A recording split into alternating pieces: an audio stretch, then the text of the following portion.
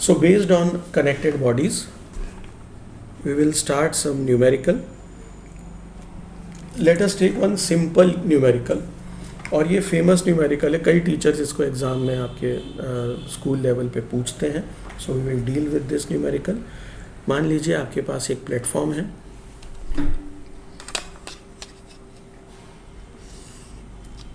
And we have two bodies here, connected bodies. एक छोटी body है, एक बड़ी बॉडी है.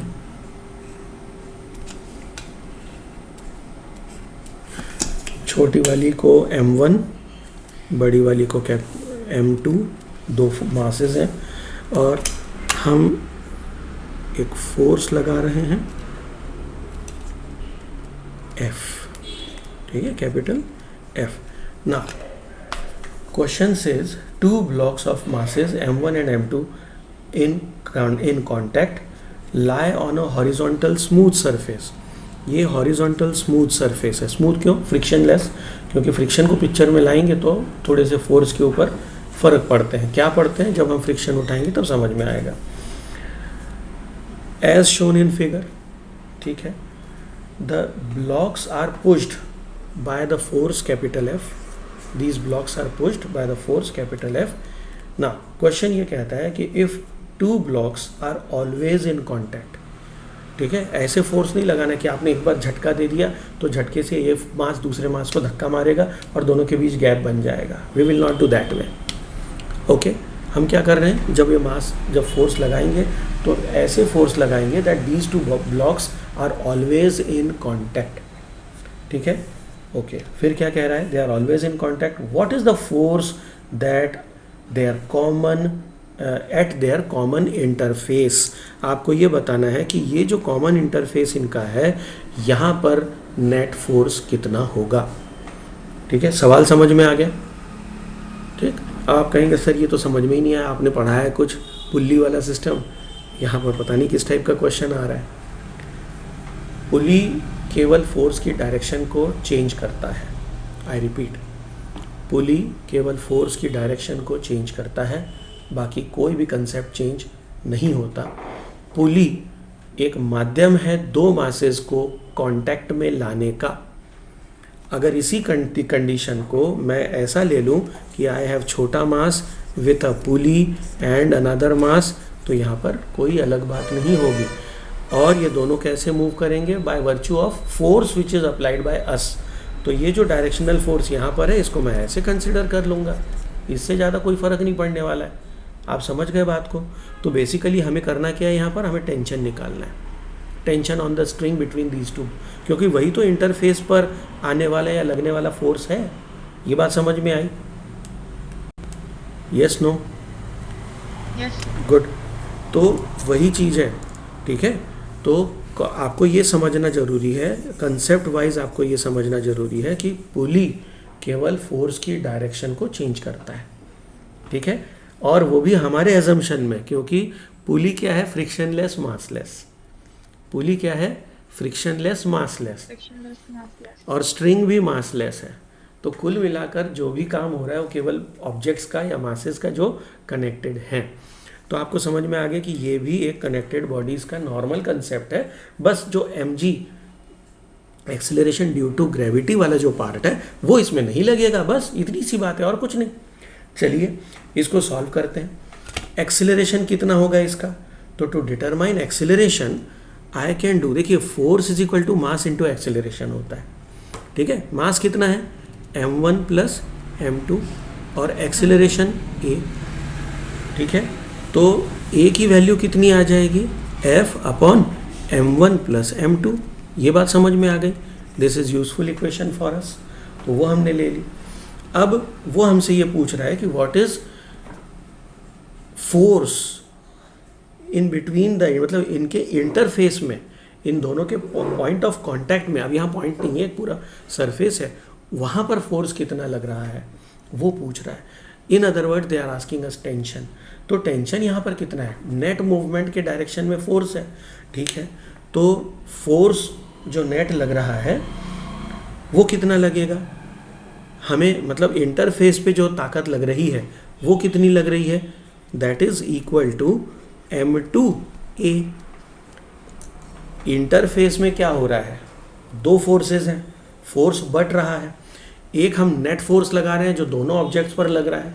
अगर मान लीजिए पहला ऑब्जेक्ट गायब कर दिया जाए तो दूसरे पर लगने वाला फोर्स कितना होगा, small F, may be I can write F2 also here. F2 is equal to capital M, मतलब M2 not capital M2 into acceleration, because acceleration is constant here. I hope ये बात समझ में आई आपके, which is equal to, Yes, sir. Good.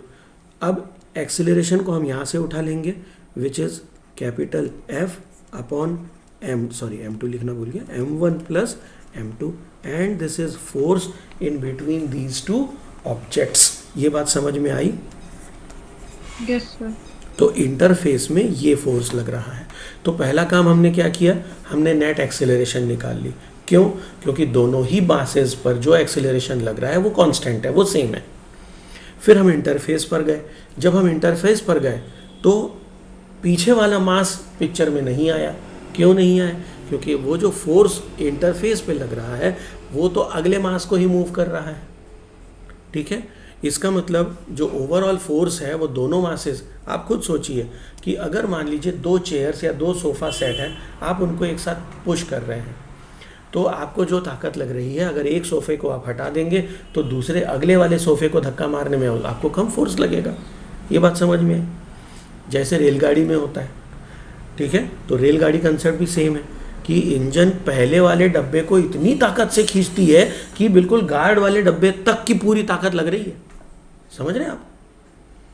तो जो आप ये सोचेंगे बनाते समय, इंजीनियरिंग के लेवल की बात कर रहा हूँ मैं, कि अगर आप वैगन या बोगी बनाते समय ये सोचेंगे कि इस पर मास कितना होना चाहिए, भाई 72 लोगों की सीट होती है जनरली, आइडियली, तो 72 लोगों का मास अगर मान लो ऑन एन एवरेज 100 किलो प्रत्येक मास हर एक का, और हर व्यक्ति लगभग 100 किलो सामान लेकर आ जाए, ठीक है, तो कितना मास होगा उसका, और उस मास को खींचने के लिए कितना हमें मतलब कितना फोर्स लगेगा, तो उस हिसाब से हमें मटेरियल कितना लगेगा।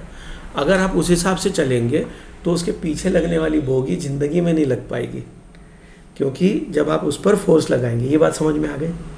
ठीक है, ये समझना होता है, दिस इज अंडरस्टैंडिंग। केवल न्यूमेरिकल सॉल्व कर देना, टास्क को समझ लेना इज़ नॉट योर टारगेट। इस बात को समझिए, ठीक है। आपका टारगेट क्या है? It's not just to understand numerical और आंसर ले आना, इसका आगे इम्प्लीमेंटेशन कैसा होगा वो भी दिमाग में आना चाहिए, कि इससे हमें ये समझ में आना चाहिए कि जब हम वैगन बनाएंगे तो गाड़ियाँ आजकल कितनी लग रही, पहले के ज़माने में 5 या 6 बोगी हुआ करती थी जब पैसेंजर ट्रेन होती थी, एंड लगभग सेम बोगीज़, कई सारी बोगीज़ तो रिपीट हो रही हैं। ऐसा नहीं कि पुरानी हो गई तो अपन ने उसको डिस्कार्ड कर दिया, नई टेक्नोलॉजी नई बोगीज़, नो, बोगीज़ ऑफकोर्स धीरे धीरे अपडेट होती हैं, रिटायर होती हैं, वो साइकिल चलती रहती है, बट बोगीज़ ऐसी बनाई गई कि आज लगभग 20 से 21 या 22 बोगीज़ लगा दी जाती हैं एक एक ट्रेन में। यस और नो?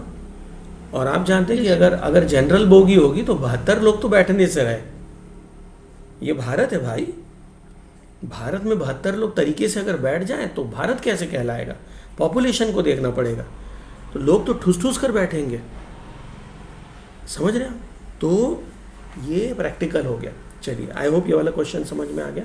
तो हाँ। इंजन का वेट ज्यादा होता है बोगी से। हाँ, मास इंजन को खुद को भी तो खींचना पड़ेगा। Of course it has to be have much more inertia along with the force. Inertia तो होता ही है, इंजन का इनर्शिया बहुत ज़्यादा है ना। इंजन बोगियों से बहुत भारी है, उसमें बहुत बड़े बड़े मोटर्स लगे हैं, कॉइल्स लगी हैं, जो इलेक्ट्रिक, मैं इलेक्ट्रिक की बात कर रहा हूँ। इवन अगर डीजल इंजन की भी बात करें तो बहुत बड़ी मोटर होती है उसके अंदर, ठीक है। तो इंजन तो का मास, मतलब हाँ, इंजन का मास पूरी ट्रेन से में अटैच जितनी भी बोगी है उससे ज्यादा होता ये एक अच्छा सवाल है और मेरे लिए रिसर्च का विषय है। मैंने ये कभी नहीं सोचा, पर ये बात श्योर है कि अगर इंजन का मास अधिक ना हो तो इंजन वैगन्स को खींच नहीं पाएगी, ठीक है। है। लेकिन इतनी सारी वैगन्स का मास एक इंजन में होना है। हाँ हाँ, नहीं आप सही कह रहे हैं। अब इसको ऐसे समझें आप कि अभी आप मुझे बताइए, क्या हम लोगों ने जी की बात की इस मूवमेंट में, अभी जो न्यूमेरिकल हमने किया है ना? आपका सवाल बहुत जायज़ है कि इंजन का मास अगर किसी भी पॉइंट ऑफ टाइम में वैगन्स या जो बोगीज़ हैं उनसे कम हो जाएगा तो इंजन आगे कैसे बढ़ेगी, फोर्स कैसे लगेगा, है ना? तो यहाँ पर अब दो एस्पेक्ट आते हैं। क्या हम एक्सेलरेशन ड्यू टू ग्रेविटी का कंसिडरेशन कर रहे हैं if there is horizontal movement?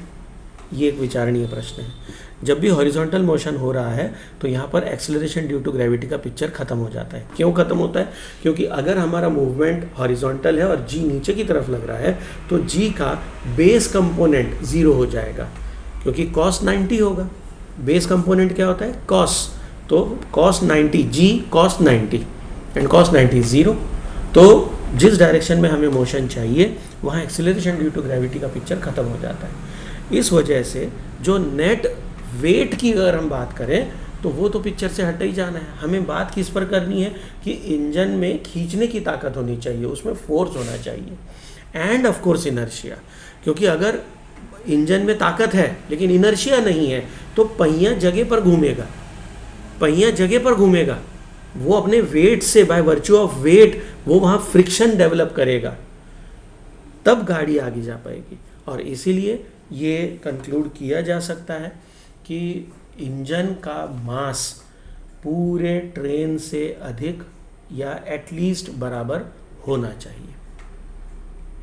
ठीक है, इसीलिए आपने देखा होगा कभी कभी दो इंजन लगानी पड़ती, जब मालगाड़ी वगैरह जाती है तो उसमें दो दो इंजन लगती हैं। ठीक है, क्योंकि उसमें माल भरा पड़ा है, भारी सामान है उसके अंदर, तो कभी दो इंजन लगाते हैं। ठीक है, तो ये होता है। बिल्कुल, बहुत अच्छा सवाल है, वेरी गुड। तो should we move towards another question? Sir एक और बात, कहिए। आपने बोला कि वो गाड़ी में खुद का इनर्शिया होना चाहिए तभी वो मूव करेगी, अदरवाइज पहिए जगह पर घूमेंगे। इंजन की बात कर रहा था मैं कि अगर इंजन का इनर्शिया अधिक ना हो तो इंजन के पहिए अपनी जगह पर घूमते रहेंगे। भाई आप सोचिए कि अगर आप अपने घर को धक्का मार रहे हैं, सोचो, या दीवार को धक्का मार रहे हैं, आप जानते हैं कि आप इसको मूव नहीं कर सकते, तो होगा क्या? आपके पैर अगर फ्रिक्शनलेस की हम बातें ही कर ले, friction, there is no friction, picture में लाइए, तो आप ज़मीन पे पाउडर बिखेर दीजिए, क्या पिक्चर दिखाई देगी? यू आर जस्ट स्लाइडिंग ना, आप केवल पैदल चल रहे हैं, आपके पैर तो आगे बढ़ रहे हैं लेकिन आप धक्का नहीं दे पा रहे। ये बात समझ में आई कि आप दीवार को पुश नहीं कर पा रहे, तो होगा क्या? यही होगा, इंजन घूम जाएगा, इंजन के पहिए गोल घूमेंगे लेकिन इंजन आगे नहीं जा पाएगा। तो वहाँ क्या आवश्यक है? या तो हम फ्रिक्शन बढ़ा दें, ठीक है, और दूसरा या तो हम इंजन का मास बढ़ा दें जिसके कारण व्हील में प्रॉपर फ्रिक्शन मिल जाए। आ गई बात समझ में? हाँ, ठीक है, तो ये वाली बात है, क्लियर हो गई? उसका बॉडी का इनर्शिया होने का मतलब क्या है? Inertia means mass. Inertia, body का इनर्शिया होने का मतलब होता है, inertia is directly proportional to mass. Inertia is directly proportional to mass, ये बात समझिए। ठीक है, तो इनर्शिया मतलब क्या हुआ? मास। तो अगर इनर्शिया इंजन का है मतलब उसका मास अवेलेबल है। इनर्शिया क्या है ना? Inertness to change. ऑब्जेक्ट अपने मास के वर्च्यू से ही तो इनर्शिया ला रहा है। तो इनर्शिया एक ऐसी प्रॉपर्टी है जो मास से डायरेक्टली रिलेटेड है। मास अधिक, इनर्शिया अधिक। फिजिक्स में अगर मैं फोर्स और मोशन की बात कर रहा हूँ तो with respect to these two aspects, inertia is directly proportional to mass. ठीक है, क्लियर हो गई? Yes sir. गुड, चलिए, so that is all with this question.